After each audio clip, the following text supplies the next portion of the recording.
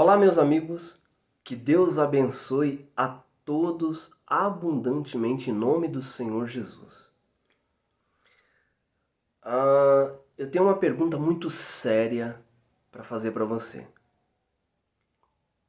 Você está pronto para morrer? Você está preparado? Não? Deveria estar. Porque todos nós vamos morrer algum dia. Uns vai morrer hoje, outros daqui 5 ou 10 ou 20, ou 30, ou 50 anos. Ninguém sabe ao certo o dia e a hora da morte. Mas nós devemos estar prontos e preparados para quando essa hora chegar. Porque um dia nós vamos prestar contas da nossa vida a Deus. E a nossa alma vai ter um destino. O destino que nós escolhemos em vida. Isso é muito importante. Nós escolhemos o destino da nossa alma em vida. Aí aqui na palavra de Deus, no livro de Deuteronômio, no capítulo 30 e no versículo 19 diz assim, Deus falando: Os céus e a terra chamo hoje por testemunhas contra vós, que vos propus a vida e a morte, a bênção e a maldição. E ainda ele dá a dica. Escolhe, pois, a vida para que vivas tu e a tua descendência. Deus ainda dá a dica, escolhe a vida. Escolhe a vida. Ele está falando, existe o caminho da bênção e o da maldição. E ele está falando, escolhe o da bênção, escolhe a vida. Mas infelizmente muitas pessoas não querem obedecer a palavra, querem seguir a vida do seu jeito. Ah, Deus é amor, Deus entende. Deus não vai lançar ninguém no inferno. Inferno é coisa de crente. Isso é conversa de crente. Inferno não existe, o inferno é aqui mesmo. É? É isso que você acha? Pois você está errado. Muito errado. E tem mais. Desde o dia em que nascemos até o nosso último suspiro, existem dois anjos que nos acompanham. Cada minuto, cada segundo da nossa vida, esses dois anjos nos acompanham. Um é de luz e um é de trevas. E sabe por quê? Porque tudo o que nós fazemos, tudo o que nós falamos, tudo o que nós pensamos, está sendo anotado. Está sendo anotado. Tudo. Tudo. Entenda bem. Tudo. Todas as nossas atitudes, todas as nossas palavras, sejam boas ou más, sentimentos, desejos, sejam bons ou maus, tudo está sendo anotado. E um dia nós teremos que prestar contas. E eu vou te dizer o porquê. Aí você vai aqui, ó. No livro de Atos, Atos dos Apóstolos, no capítulo 17 e no versículo 30 e 31, diz assim, ó. Mas Deus, não tendo levado em conta os tempos da ignorância, agora manda que todos os homens em todo lugar arrependam-se, porquanto estabeleceu um dia no qual irá julgar o mundo com justiça, por meio de um varão que designou, do que tem dado certeza a todos, ressuscitando-o dentre os mortos. Está falando aqui de Jesus. Está falando do Senhor Jesus. Aí você pergunta, mas como assim? Que anjos são esses que nos acompanham, que anota tudo, que a gente fala, faz, pensa? Que negócio é esse? Para quê? Nesse dia aqui do julgamento, nós vamos prestar contas do que fizemos, falamos, pensamos e agimos. Agora você vai entender o porquê desses anjos, o de luz e o de trevas que nos acompanham durante a nossa vida. Agora você vai entender. Você já deve ter visto em um filme, ou novela, ou na vida real mesmo, você já participou de um julgamento. Como funciona um julgamento? No julgamento tem o promotor, que é o que acusa, não é? E tem o advogado que defende. No mundo espiritual, o promotor se chama diabo, que significa acusador. Então, para ele te acusar, para ele me acusar, nos acusar diante de Deus, ele precisa ter provas. Não é assim que funciona um tribunal? Não precisa de provas para poder acusar? Então, quando chegar nesse dia do julgamento, o diabo estará lá diante de Deus para nos acusar perante Deus. Vai chamar lá aquele espírito que nos acompanhou, vai estar lá com um livrinho. E ele vai falar diante de Deus: olha, Deus, esse aqui não pode entrar no teu reino porque ele contou 5.797 mentiras. Olha aqui, Deus, está anotado. Ele falou 13.527 palavrões. Está escrito aqui, ó, ele odiou tantas pessoas. Está tudo anotado. Ele precisa ter provas para te acusar, para me acusar diante de Deus. Ele não vai chegar simplesmente com palavras.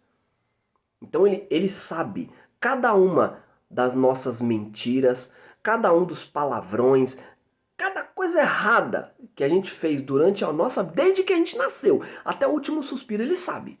Ele está do nosso lado, ele está acompanhando o nosso caminho. Ele sabe disso. Então ele vai chegar nesse dia aqui do julgamento e ele vai nos acusar diante de Deus. Fala, ó Deus, isso aí não pode entrar não. Porque se ele entrar com todas essas mentiras, com todos esses palavrões, com todos esses erros que ele fez, ó, tantas e tantas vezes que ele foi pra balada. Olha aqui, Deus, quantas vezes ele usou entorpecente, usou droga, cheirou cocaína, fumou maconha. Aqui, Deus, aqui, ó, tá tudo anotado. Às vezes que ele foi pra balada, às vezes que ele tomou, bebeu cachaça, tá aqui, Deus. Se ele entrar no teu reino, eu também vou ter direito de entrar. O diabo vai acusar cada um de nós. O papel dele é esse, acusador. Tá? Pensa bem nisso. E aí, no julgamento tem também o advogado, não tem? Esse advogado que está falando aqui, ó, Jesus Cristo. Jesus Cristo é o nosso advogado. Mas para que ele possa fazer a nossa defesa, nós temos que, como está escrito aqui, ó, abandonar os pecados. Arrependam-se. A gente tem que tomar a decisão, nós temos que tomar a decisão de abandonar o pecado, abandonar a promiscuidade, o adultério, a prostituição, os vícios, as mentiras, os palavrões. Nós temos que abandonar e receber Jesus como nosso único Senhor e Salvador da nossa alma. Quando nós fazemos isso, recebemos Jesus Cristo como nosso único Senhor e Salvador da nossa alma, entregamos a nossa vida para Ele e passamos a viver de acordo com a palavra, dia após dia, nas palavras, nos pensamentos, nas atitudes, em tudo na vida. A gente tem que obedecer a palavra de Deus, que é um manual de vida. Aí então, o Senhor Jesus passa como nosso advogado. E aí ele diante de Deus vai falar, realmente, Pai, ele contou 13 mil mentiras, falou 15 mil palavrões, quanto foi? Mas ele me aceitou, ele se arrependeu e passou a viver uma nova vida. Então o meu sangue o lava de todo o pecado. Entenda isso, é muito importante. Somente aqueles que recebem Jesus como seu Salvador e obedecem a sua palavra o terá como advogado no dia do julgamento.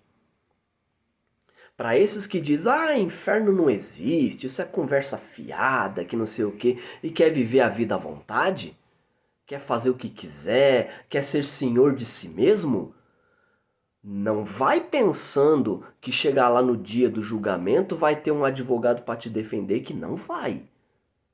Não vai. Vai ter lá o promotor, que é o diabo, para te acusar, ou para me acusar caso eu me desvie. Vai estar lá o advogado para acusar e falar, esse aí contou 13 mil mentiras, falou 15 mil palavrões, esse aí bebeu tantos e tantos copos de cachaça, de cerveja, do que quer que for, esse aí cheirou tantas carreiras de cocaína, esse aí fumou tantos baseados de maconha, esse aí não pode entrar no teu reino, Senhor. Não pode. O advogado não vai poder fazer nada, que é Jesus. Por quê? Porque a pessoa o rejeitou. A pessoa não quis se entregar para ele. A pessoa não quis obedecer a palavra dele. Então Jesus não vai poder defender, não vai poder fazer nada. Aí a pessoa será condenada. Infelizmente. Infelizmente. Né? Aí chegando aqui em Apocalipse, no capítulo 21,